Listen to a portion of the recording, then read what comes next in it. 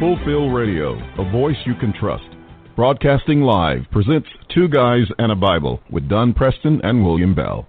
Join us each week at 7 p.m. Eastern, 6 p.m. Central as we bring you exciting, sound, challenging, and comforting messages regarding the end times. Thank you for tuning in today. Don Preston is the founder of Preterist Research Institute, or PRI. Don is a prolific author, having written and published 19 books, a host of audio and DVD studies, and is a debater and defender of the full preterist view. His websites are BibleProphecy.com, Eschatology.org, and DonKPreston.com. William Bell is the founder of AllThingsFulfilled.com Ministries and has a website bearing the same name, and has authored 3 books, audios, and DVDs. He has published hundreds of articles and recordings. And now, ladies and gentlemen, welcome to Two Guys and a Bible broadcast with Don Preston and William Bell.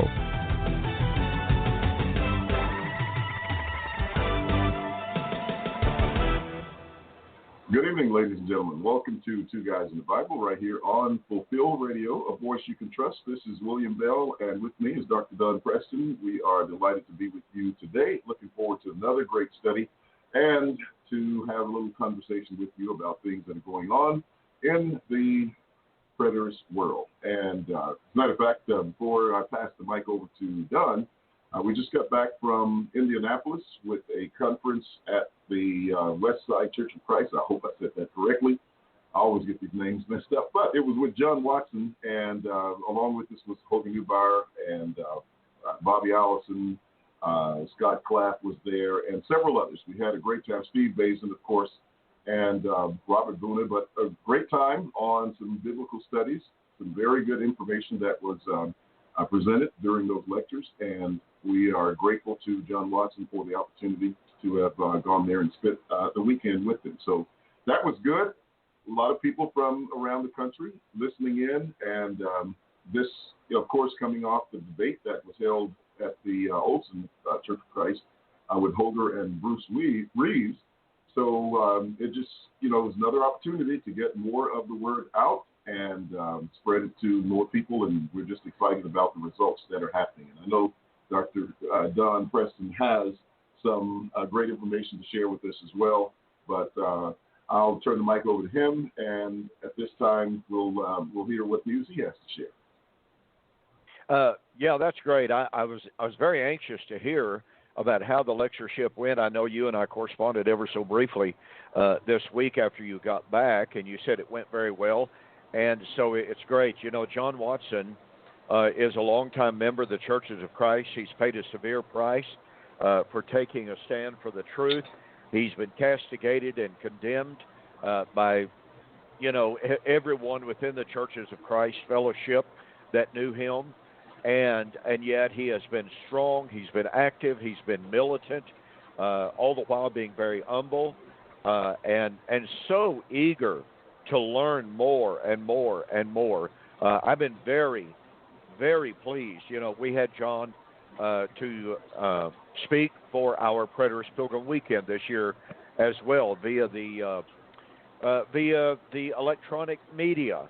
And he did a really, really great job. So it was great to know that lectureship went great. By the way, William, you sounded like you were in a little bit of a barrel. I don't know if you're having mic problems again, but you might. I don't know if you can make any adjustments there or not. But you did have a bit of an echo. But okay, let me check out see if I can improve. Okay. As William noted, I tell you what, there's been some fantastic correspondence over the last several days as we continue to hear from more and more people. I've got to tell you, there have been more and more people popping up on Facebook espousing covenant eschatology of names that I have never heard before. And what's really cool about this is so many of these people are popping up on these anti-preterist boards in which William and I are just being blasted, as usual. But these people are joining right in the fray, offering really great biblical arguments to refute these scoffers, and you're sitting back going, whoa, that was really good. I don't think I need to write anything in response. So that is just really great. It's really refreshing and really encouraging. And I sent William an email, forwarded it to him, of an email that I got from a gentleman. I won't call his last name, but his first name is Landon. An email that I received, and I would like to read it for the consideration of everyone that is listening here on Fulfilled Radio. Quote, I just wanted to write this to thank you for the work you do. Now, he sent this to me, but listen carefully. It is amazing to see people like you and William Bell, obviously, promote full preterism every day despite futurism's dominance and help people come to the knowledge of the truth of full preterism. I, like many, laughed at the idea that the Lord came back in 1870 AD because of my preconceived ideas regarding eschatology. But through research, I quickly came to the realization that full preterism is true, and all has indeed been fulfilled. Indeed, thank you for the work you do, and keep it up. More are coming to the truth every day, and it's because of people like you and William Bell. So, I mean, that type of email and correspondence is just simply so refreshing. It's, it's so encouraging. And, I had another email before that one, and this gentleman says that he had watched the Predators Pilgrim Weekend, and his response was, quote, wow, truly wonderful teaching. I haven't been able to stop watching videos and reading scripture since. Thank you so much, and thanks to all the presenters. I'm new to preterism and just finished reading We Shall Meet Him in the Air. Always loved the scriptures, but now seeing so much harmony, beauty, and things are making more sense than ever. So thank you so much. So, again, as William and I say on this program, this is but an extremely small sampling of the correspondence that we receive on a virtual everyday basis.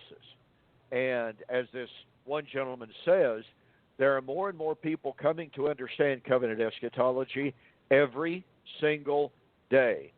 And this stands in contrast, to this Facebook page that we've called attention to, entitled Full Preterism, A Thing of the Past, in which just recently one former preterist posted some correspondence they had with an individual that had begun to have some doubts about full preterism. And so this former full preterist was they were just beside themselves at this great victory, of retrieving. And I thought it so ironic from the day that they posted that single bit of correspondence, and the person didn't say that they had given up. They just said they now had more questions than ever. So anyway, and that they were rethinking, which is just fine. Questions are good. Examination is good. Analytical, critical thinking is good. Not a problem in the world. Now, on the other hand of that, if you're getting sucked in by some of these so-called arguments being made by former preterists, that's another matter.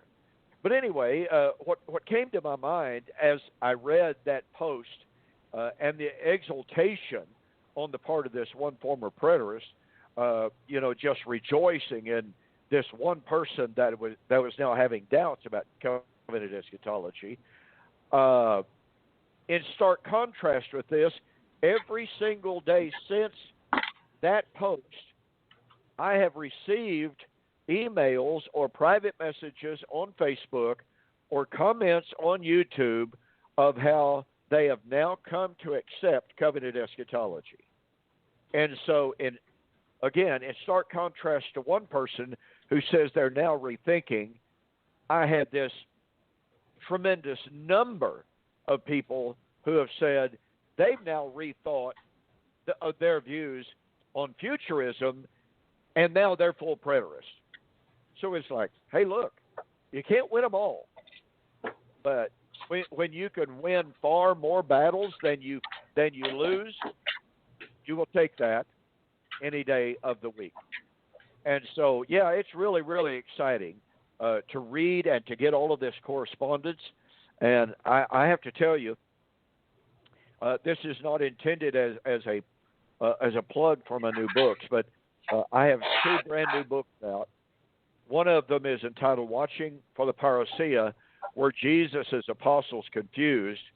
It's an examination of the question of whether or not, when Jesus predicted the fall of Jerusalem and the temple in Matthew 24:2, whether or not the apostles wrongly, confusedly linked that event with his coming in the end of the age, which 99% of commentaries say the apostles were confused. They were ignorant. They were wrong.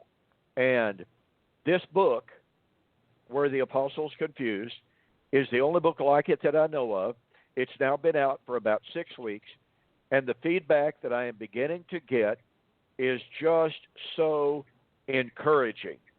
People are saying, one individual posted to me a private message, email, and said, after reading this book, I really honestly don't believe that anyone could be an honest person and still hold to the view that the apostles were confused. This book has settled all doubts, all questions in my mind about whether or not the apostles were confused, and they were not. And my other new book, which has only been out since like last week, really, entitled Paul on Trial, Paul, the Pharisees, and the Resurrection. Already on that book, even though it's been out for a really, really short time. Now, it was out on Kindle for probably 3 or 4 weeks before I made the official announcement and introduction a week ago, last Saturday. Is that right? Or I don't remember whether it was last Saturday or the week before. But the orders have been coming in at a really, really wonderful rate.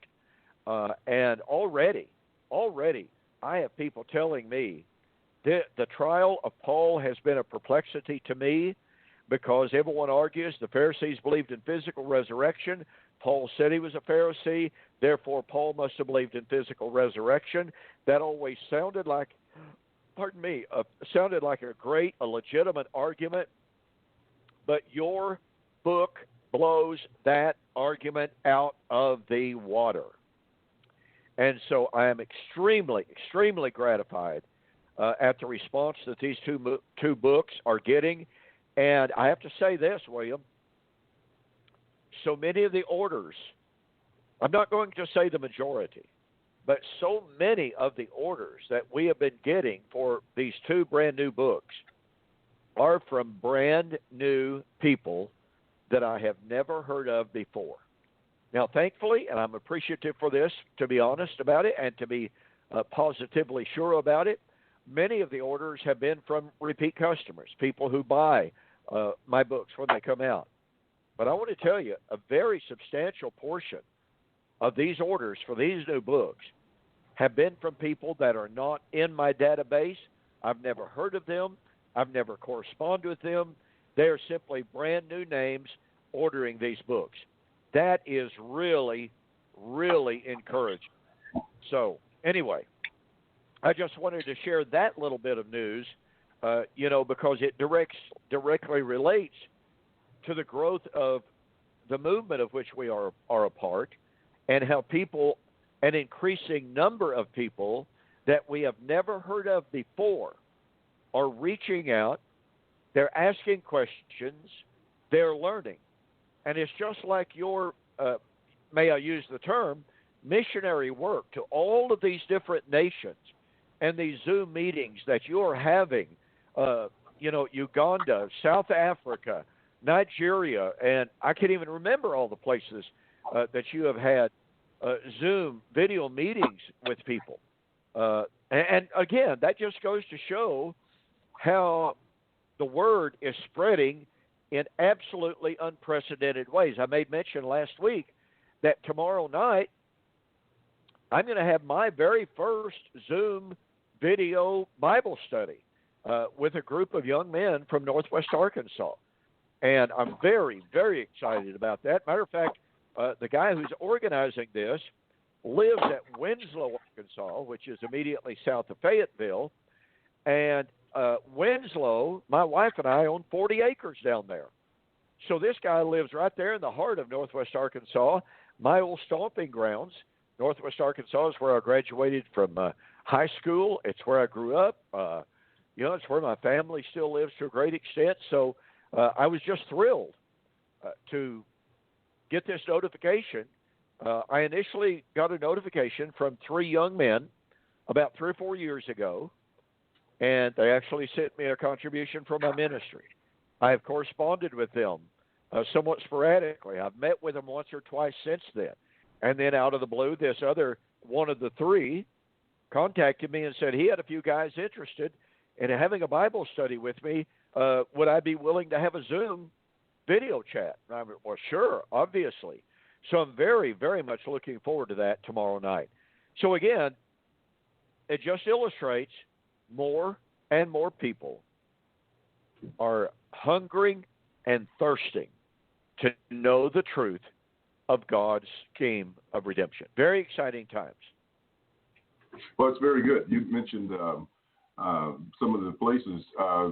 We did the meeting with the brothers in Jakarta, Indonesia, and they have called back and asked me to do another one this coming weekend. So they wanted me to do it this past weekend, but I was in Indianapolis, and so I couldn't do it. So they've asked for another one. So I've got to communicate with them actually probably by tonight so that they can get everything prepared for that. But that's exciting. They said that people were very encouraged by the first one, and they liked the presentation and also had some questions now because they've understood the fulfillment and therefore wanted to know, what about how we move forward, et cetera, from that point.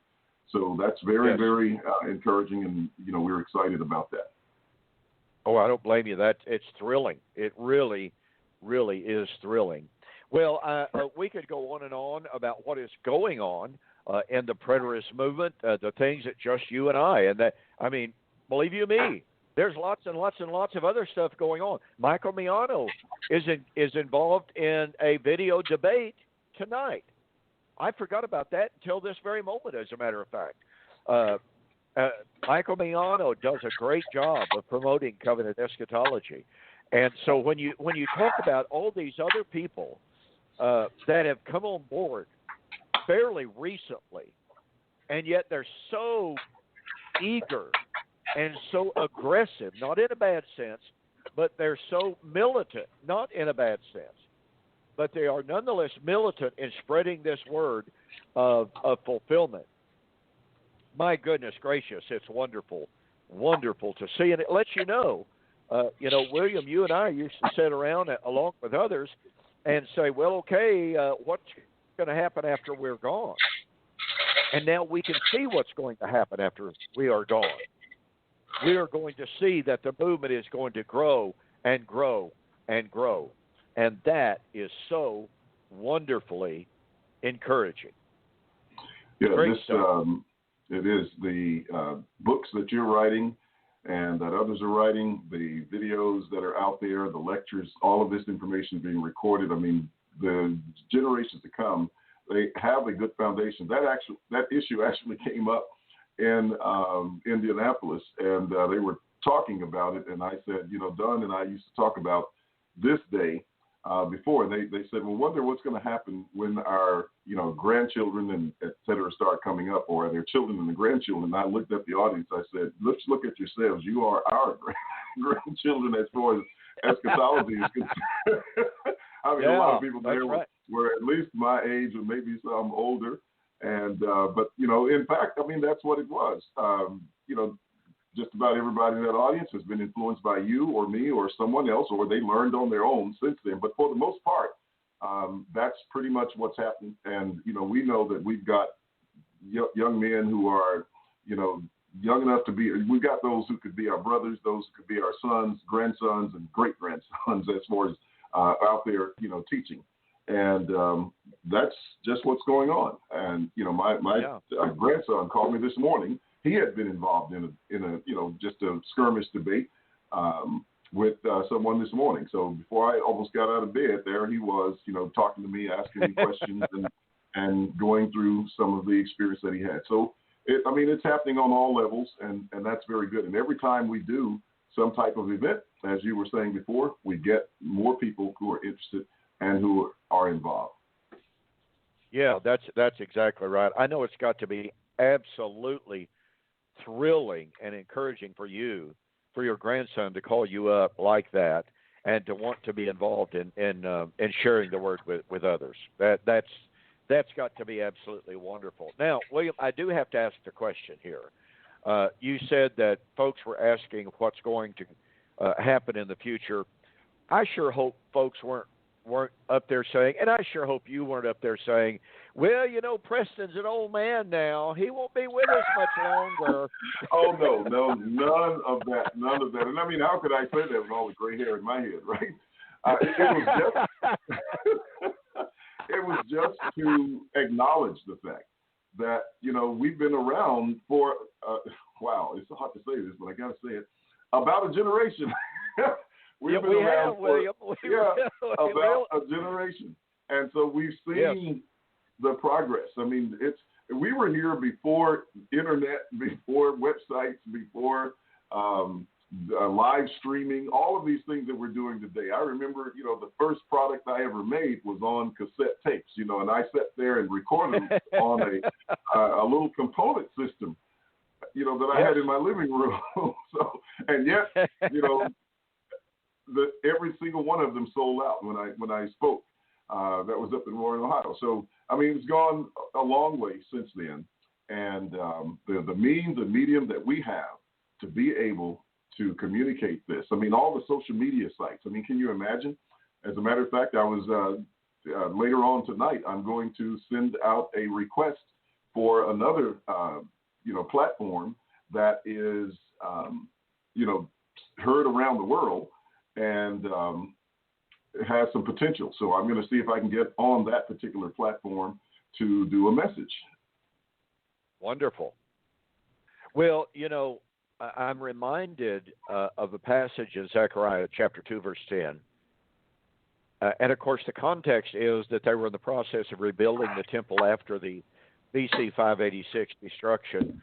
And they began the construction, and it soon became more than evident that this temple, the temple of Zerubbabel, was not going to even begin, not even remotely, to resemble the glory of the Solomonic temple.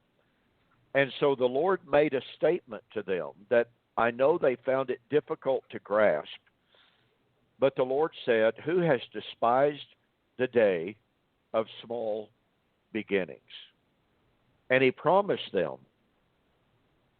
that the foundation that they were laying of that temple was going to be the foundation of one of the greatest temples the world had ever seen. Now, there are almost undoubtedly messianic overtones and undercurrents in that text, but nonetheless, that little principle there, who has despised the day of small beginnings?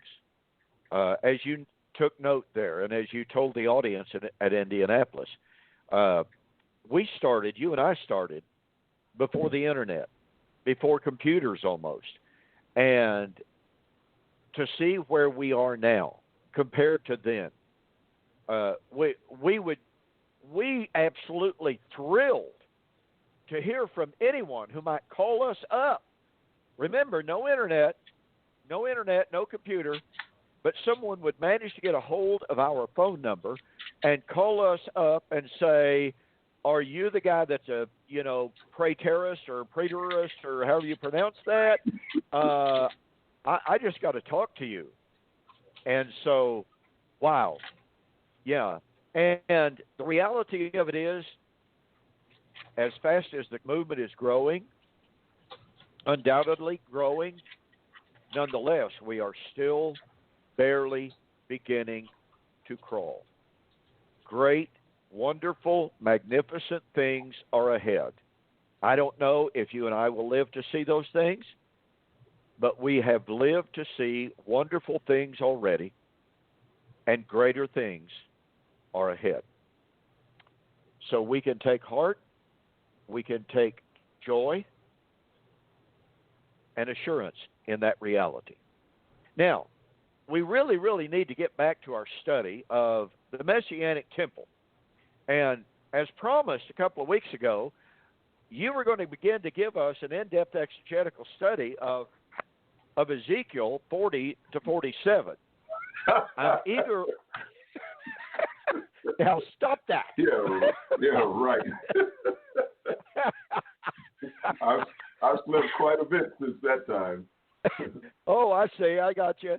Well, I tell you what. I have, as a general rule, felt exactly like you have about Ezekiel chapter 40 to 47.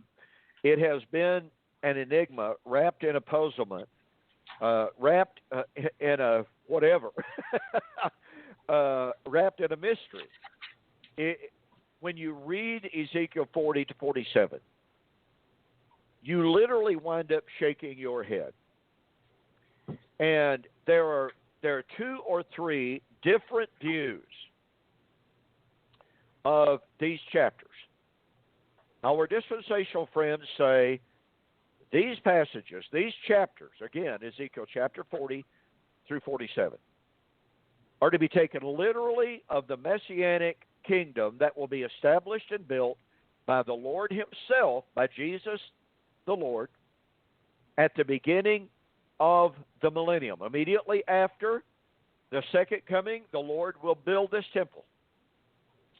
And so the first choice here is the dispensational view of a literal physical edifice that will be built in the millennium.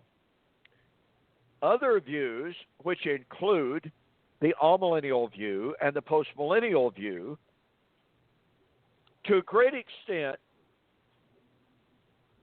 look at these chapters as what we just mentioned. A proverb wrapped up in a mystery, wrapped up in an enigma. You will find very, very few amillennial or postmillennial commentators spending a lot of time on these chapters. Now, when they do, the general tendency is to say, well, Ezekiel 40 to 47 is a highly wrought, figurative description of the glorified kingdom of the Messiah in the world today. There are some Reformed amillennialists. I remember reading one years ago, and he may have been the only one, and I don't even remember his name now, but he took the position that, yes, on the restored earth, there will be a literal temple to match the description. Now, paradoxically, that single writer, again, whom I do not remember, and I apologize for that, did not believe that there would be literal animal sacrifices offered in this temple. He believed it would be a literal temple, but it was not literal sacrifices. Now, I do not remember at this point of time how he justified that dichotomization, literal temple, spiritual sacrifices, but at least he attempted to make that. So we come to a point of time in which, and by the way, the third view is the more dominant view in the amillennial and postmillennial world, and that is that Ezekiel 40 to 47 is a highly figurative description of the body of Christ as the temple, as Paul would express it, 1 Corinthians chapter 3:16, 1 Corinthians chapter 6 and 19. You are the temple of God. 1 Corinthians 6:16, 2 Corinthians 6:16, excuse me. And so we have these 3 different views. That is, it's a literal temple in the millennium. It is a literal temple in the millennium. At least the singular Reformed amillennialist. But then it refers to the church as the glorified body, of Christ during the current age. Now, what's absolutely fascinating is when you go into the ancient sources, And I'm talking both the intertestamental period of time as well as even the first century period of time. You find those same identical breakdowns. You have some sectarians, you have some Jews who believed that in the kingdom of God, when Messiah would come to the earth and he would defeat, now, by the way, in the huge majority of the cases during this intertestamental period of time in which the Romans were in power, the normal interpretation of Ezekiel 40 to 47 was that the Messiah was going to come and he was going to destroy the Kittim, Kittim, which they pardon me, which they identified as the Romans. You find this view even in the Essene community of the Dead Sea Scrolls. They believed, and what's absolutely so interesting to me, they believed in what they called the teacher of righteousness. Now, believe you me, folks, there is a world of controversy about this enigmatic person called the teacher of righteousness. But in the Dead Sea community, it was believed that this teacher of righteousness was driven out of Jerusalem by the unjust priesthood in Jerusalem. And so they very, very early on, they see that this period of the corruption of the priesthood in Jerusalem led to the rise of this teacher of righteousness who was maybe, could be, might be an actual righteous high priest who was driven out of the temple, driven out of Jerusalem, and actually killed. Now, here's where it gets really interesting, by the way. A little bit of a digression, but not too terribly much all at the same time. It was believed that 40 years after the death of the teacher of righteousness, the Messianic age would come. Now, that gets really, really, really close to the time of Jesus. Not precisely, but it gets us really, really close. So I just, some of this stuff I just find absolutely fascinating. I don't do, whatever that was. But in these documents that were found in the Dead Sea Scrolls, you find all of this ambivalence, all based upon Ezekiel 40 to 47, by the way. But you have all of these varying views. You have one view that said that Ezekiel's prophecy was the prediction and prophecy of a literal temple in the kingdom of God when the Messiah would and destroy the Romans. Now, what's absolutely fascinating about this, folks, is that virtually every one of these documents that talk about this temple, the temple of Ezekiel, every one of them that associate it with a kingdom believed that it would come when the Romans were destroyed. Now, if that doesn't tell us something about their temporal expectation of the kingdom, I don't know what does. William, would you agree with that assessment? Yes, absolutely. I mean, if it's connected to the time of the Romans destroying the temple, and that makes it very clear that it had to have, a chronological setting during that particular time. And that segues so beautifully. Obviously, these men were not inspired. The Bible is inspired. But it segues so beautifully with the concept and with the reality that is found in the New Testament of the imminence of the kingdom. Now, let's make no mistake, the New Testament writers did not believe that the kingdom would come when the Romans were destroyed. That wasn't their prediction. Their prediction was the kingdom would come when Jerusalem was destroyed because Jerusalem had become the enemy.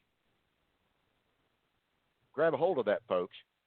Jerusalem and the priesthood had become the true enemy of God. By the way, on this point, there is agreement with many in the Dead Sea Scrolls who say that the temple and the city of Jerusalem had become so defiled that it needed to be purified. Now, here again, we find disparity and we find discrepancies.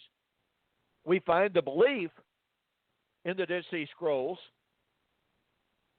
that Jerusalem, the literal city, and the temple, the literal temple, and the priesthood was going to be purified. Now, this gets back into more of the confusion about the teacher of righteousness, because on the one hand, it seemed like the teacher of righteousness had already come at one time in the past and been killed, and on the other hand, it seemed that they were still expecting a teacher of righteousness. That's why I say there's a great deal of confusion when it comes to the teacher of righteousness, as discussed in the Dead Sea Scrolls. But to give you an instance, to give you just one for instance of the expectation concerning the temple. Hello.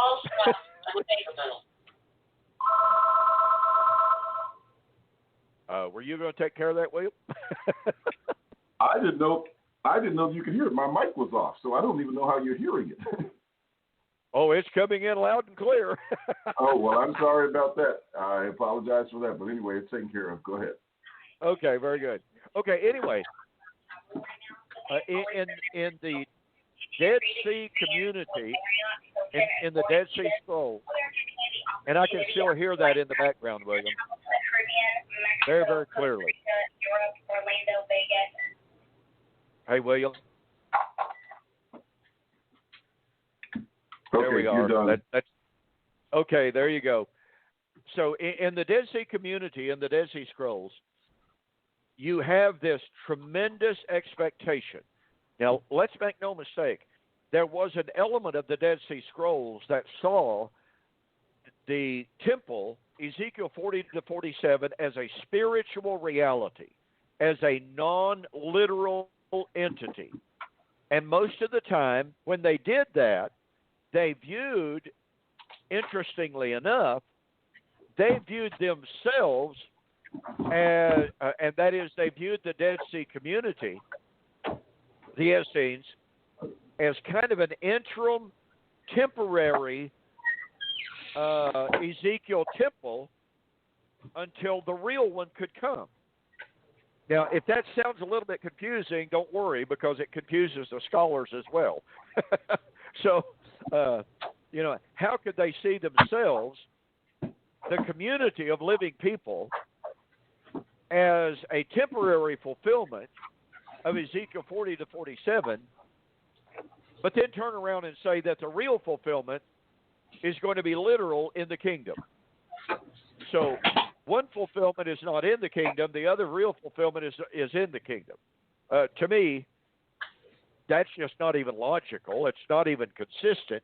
But again, that's what was held. But there was one document among many that could be cited, and I'm going to be reading a quotation from a really, really fantastic book. Pardon me. It's one of the finest books I've ever read as a commentary on Ezekiel 40 to 47. It is entitled Temple of Presence by Andrea L. Robinson. That's Andrea L. Robinson, Andrea L. Robinson. Temple of Presence. I stumbled upon this book as a bibliographic reference several months ago. I told William about it immediately. He had to get a copy. He has. I don't know how much you've read on it, William, but I tell you, this is really a fascinating, insightful, and helpful book to understand Ezekiel 40 to 47. I'm not suggesting that we're going to agree with every single thing that she says, but I want to tell you, she has some fantastic insights, and her citation of all of these intertestamental sources, of all of these Qumran Dead Sea community sources, are so insightful and helpful for understanding what the Germans call the Zetzenleben, the real life situation, the real life beliefs of the people who were contemporaries of Jesus. Whether or not they knew him or not is not the point. They had their beliefs. What Jesus taught contradicted what they believed, and we know who came out on top. We know whose teaching has triumphed. And so it's extremely important. So, with all of that said, there's this one document entitled the Damascus Document. And it was not written by the Dead Sea community, but it was used extensively by them. Okay? So that's just a little bit of helpful information. They have a commentary on Ezekiel 44 and verse 15, which tells us about the Jewish expectation about Ezekiel 40 to 47. So here we go. Quote, he, that is the Lord, he built for them a sure house in Israel, whose like has never existed from former times until now. Those who hold fast to it are destined to live forever, and all the glory of Adam shall be theirs. As God ordained by the hand of the prophet Ezekiel, saying, the priests, the Levites, and the sons of Zadok, who kept the charge of my sanctuary, when the children of Israel strayed from me, they shall offer me fat and blood. Ezekiel 44, verse 15. The priests are the converts of Israel, who departed from the land of Judah. And the Levites are those who joined them. The sons of Zadok are the elect of Israel, the men called by name, who shall stand, notice this, at the end of days. Unquote. So they unequivocally tied the temple of Ezekiel 40 to 47 to the last days. Now, I believe they're exactly right on that.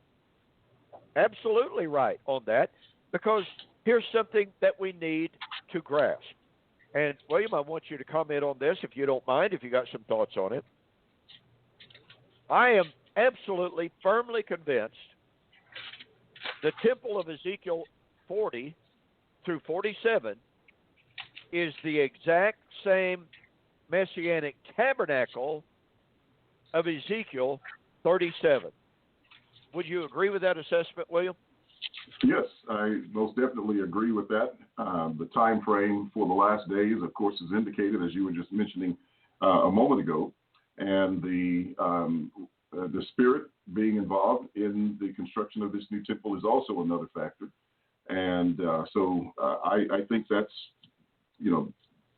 given that we're dealing with the exact same temple that Ezekiel mentions in chapter 37.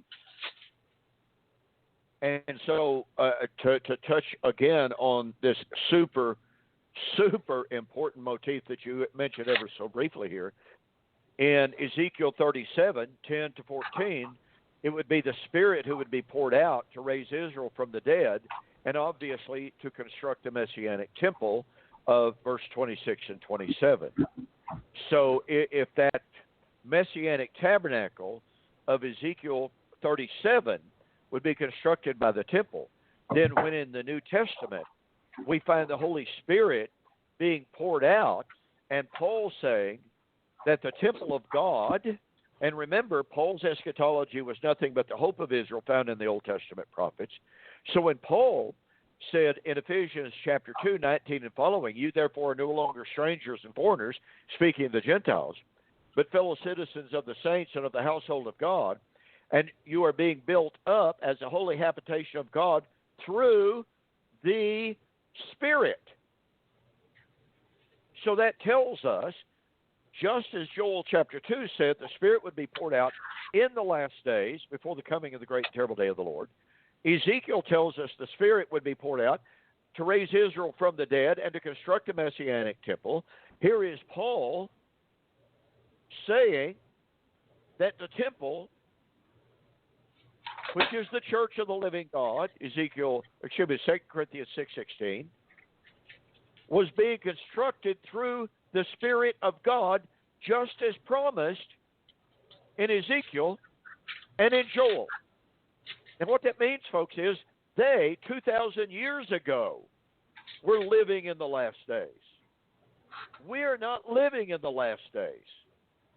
The Messianic temple was constructed 2,000 years ago.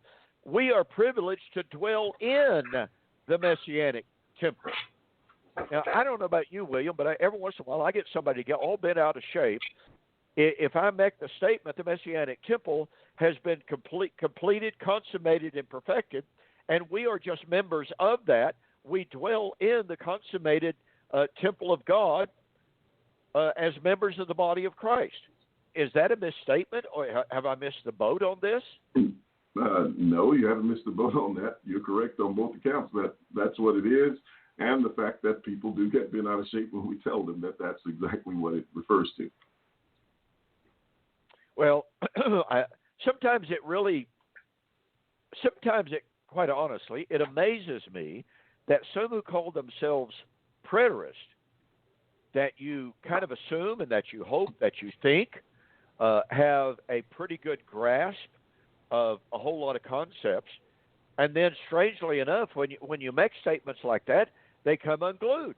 They literally go ballistic, and that's heresy. The house of God is still being built. It's still under construction. No, it was under construction 2,000 years ago, and it was seen as a perfected and glorified reality in Revelation chapter 21, and now all men are invited to come in and dwell in this temple of God. To me, that's very, very clear. So once again, I am somewhat amazed when those who call themselves preterists, who I thought would have a grasp of these things, are ready almost to boot you out of the preterist camp for saying something like that. Oh yeah, it happens often when you reveal some other underlying teaching, or even those that as you say, should be pretty much accepted because of the understanding and the logic that's involved, and then yet when it touches a certain nerve, people really have a problem with it. Well, perhaps one of the things that is true here, and you and I have both seen it down through the years, you have an awful lot of people out there whose grasp of covenant eschatology, of preterism, goes no deeper than the time statements of Scripture. It's really, honestly, all they know. And thus they are susceptible, they are vulnerable to those who claim that God cannot tell time. They are open targets, as it were, when someone jumps up and says, oh, look, at hand doesn't mean at hand temporally. That is God being near spatially. He's always near to us. He's not talking about the coming of the Lord being imminent. Well, if they've never worked themselves through the scripture context of these statements of imminence, they're susceptible to that. And I know of people who have abandoned covenant eschatology because the time statements were all they knew. They had in their understanding of covenant eschatology than time statements. And while obviously time statements are critical, they are foundational, they are not the whole story. You know, in my recent 2-day formal radio debate with Sam Frost made the comment, preterists depend solely and exclusively all on the time statements.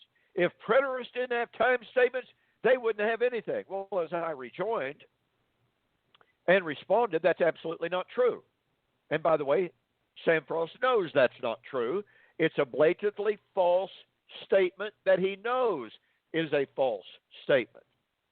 He knows that you and I and a host of others have written literally hundreds and hundreds of articles pointing out that the imminence of the day of the Lord, the judgment and the resurrection, can be proven in a variety of different ways throughout both the Old Testament and the New, without once appealing to a text that said or that says the coming of the Lord is at hand. So it's really shameful, to be honest about it. There's no excuse whatsoever for someone like Sam Frost or others to jump up and to say all that the preterists have, and the only thing that preterists can argue upon is time statements. They know it's false. It is false, and they know it. So, anyway, text like this in the Damascus document, it really is fascinating to see, and I've pointed this out, and this is so, pardon me, so much a part of the misunderstanding of people who make the argument that I mentioned earlier in the program, who make the argument the Pharisees believed in physical resurrection. Paul said he was a Pharisee. Therefore, Paul believed in physical resurrection. Well, right here, look, make no mistake, I'm not suggesting, hinting in any way whatsoever that the Damascus document was a Christian document. I'm not even suggesting that it was a Pharisaic document, although I wouldn't want to exclude that possibility. I've not read so far anyone who suggested that it was a document that the Pharisees leaned on. But again, it wouldn't surprise me, because what is expressed right here in this quote from the Damascus argument is part and parcel of the Pharisaic doctrine of the kingdom, of the restoration of the kingdom, and integrally related to their concept of the resurrection. So let me make this observation, folks. When we talk about the Messianic temple, let's approach it from this perspective, since our discussion and our study is focused on the Messianic temple. The Pharisees believed in a future to them, but imminent, restoration of the literal Jerusalem temple.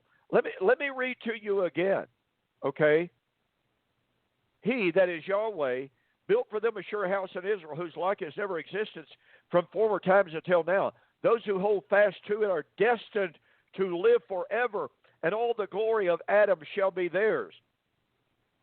Now, he then proceeds to say that they're looking forward to the temple of Ezekiel 40 through 47.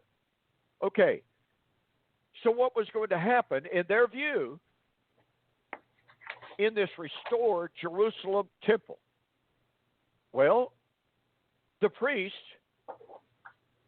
are the converts of Israel who departed from the land of Judah, and the Levites are those who joined them. The sons of Zadok are the elect of Israel, the men called by name, who shall stand at the end of days. They were expecting the restoration of and the purification of the literal physical temple in Jerusalem, the restoration of and the purification of the literal Levitical and Zadokite priesthood. And although this particular quote does not develop it, They were looking for the restoration in the Messianic temple of the offering of pure animal sacrifices. So I don't know how to overemphasize, ladies and gentlemen. And by the way, I document all of this. I document it from the ancient sources. By the way, I also document it from leading world-class scholars today. Men such as Mahelios, men such as N.T. Wright, men such as Richard Hayes, men such as R.T. France, on and on. All of these scholars agree that the Pharisaic concept of the kingdom, and here's where it gets really, really, really fascinating, but their concept of the kingdom was nationalistic, geopolitical, militaristic, theocratic. That was their concept of the kingdom. Now, here's something that absolutely blows my mind. N.T. Wright, and I'm going to try to find this very, very quickly so that I can read this quote to you for you to really, really, really, really catch the power of what N.T. Wright, Richard Hayes, and a host of others have to say. In N.T. Wright's book, Jesus and the Victory of God, on page, which is 1996, and on page 390, N.T. Wright says this, quote, I therefore propose that the clash between Jesus and his contemporaries, especially the Pharisees. Everybody catch that? Jesus clashed with the Pharisees. That clash must be seen in terms of, listen to this, this is fantastic, must be seen in terms of alternative political agendas generated by alternative eschatological beliefs and expectations. Jesus was announcing the kingdom in a way which did not reinforce, but rather called into question the agenda of revolutionary zeal, which dominated the horizon of, especially, the dominant group within Pharisaism. Unquote. Okay, wait a minute. I'm going to reread this, and I'm going to insert the word resurrection into N.T. Wright's quote because, folks, you have to realize something.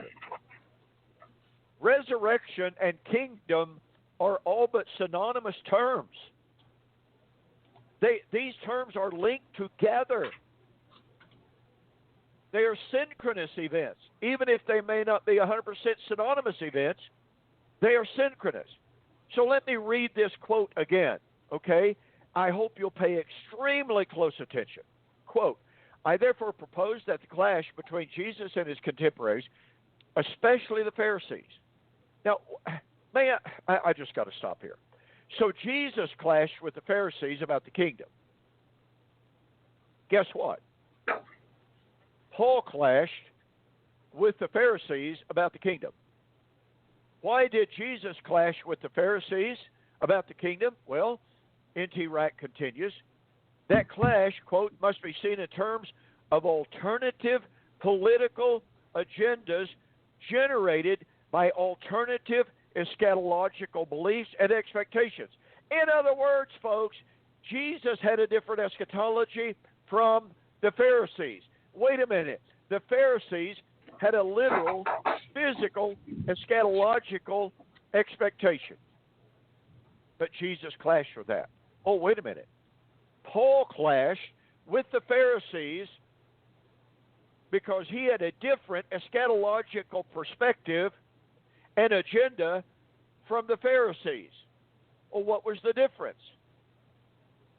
Paul believed that the kingdom is a spiritual reality, Colossians 1:13, and the Pharisees just like they rejected Jesus' perceived or perception of the kingdom, they rejected Paul's perception of the kingdom. So, out of time here, so let me continue very, very quickly. Jesus was announcing the resurrection. I'm inserting the word resurrection in place of kingdom here. Jesus was announcing the resurrection in a way which did not reinforce, but rather called into question the agenda of revolutionary zeal which dominated the horizon of especially the dominant group within Pharisaism, unquote. Folks, listen. Lying at the heart of this is the Messianic kingdom, Messianic temple. The Pharisees had a literalistic, physical concept of the kingdom, the temple, and resurrection. Jesus and Paul rejected that view. And with that said, we are completely and totally out of time. I apologize for going too long. William, great to be with you. With that, I'm going to say good night. God bless. Thank you for joining the Two Guys in the Bible radio broadcast. On behalf of Dunn Preston and myself, we'd like to say have a very pleasant day and may God bless. Until next time, we'll see you on Fulfill Radio, a voice you can trust.